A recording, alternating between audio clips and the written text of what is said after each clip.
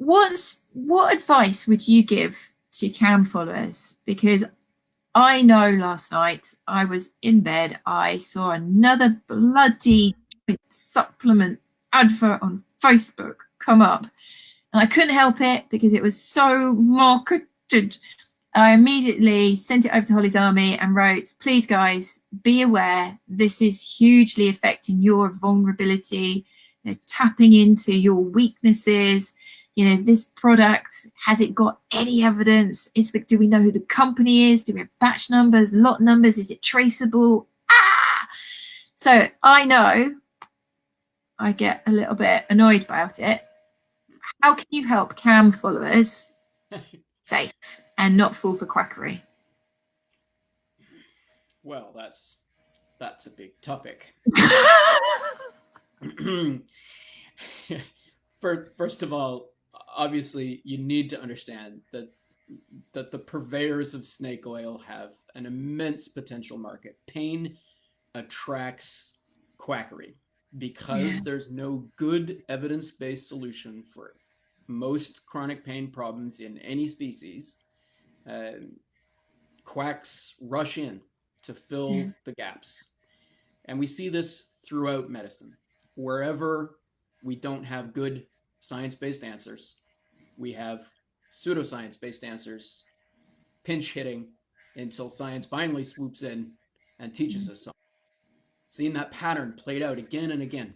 And people underestimate how prevalent this is in the world of pain.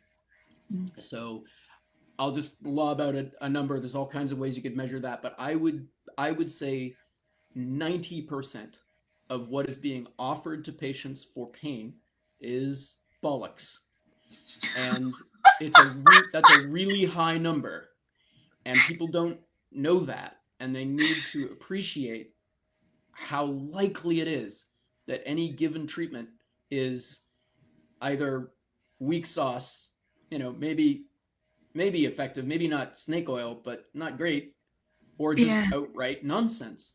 And almost everyone underestimates it. So job number one is you gotta put on the cynical hat, and you gotta be a little more suspicious than you probably are already. I think I grew up in this world thinking that we were very well protected as consumers. And maybe we were when I was a kid in the 70s and the 80s. But we're not now. The manufacture of products has exploded. The sheer number of things available to customers, to patients, is staggering. And it has far outstripped our ability to regulate it. So I'll tell a quick little story about this. One of the topics I write about is laser therapy, and this is certainly marketed to vets. I'm pretty sure there are a bunch of vets out there doing laser therapy.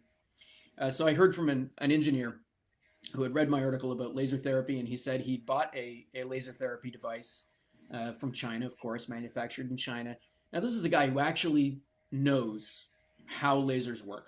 He knows what a laser diode looks like. And he decided he was going to take it apart and see how it worked and what kind of laser they were using. And what he found when he opened it up was an ordinary red light LED. There was no laser in that device. And I suspect that this kind of thing is extremely prevalent, alarmingly so.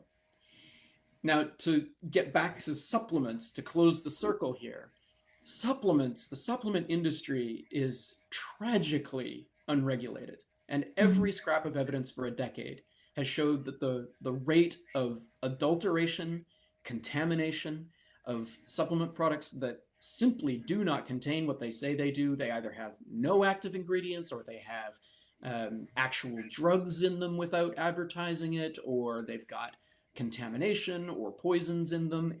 It's absolutely harrowing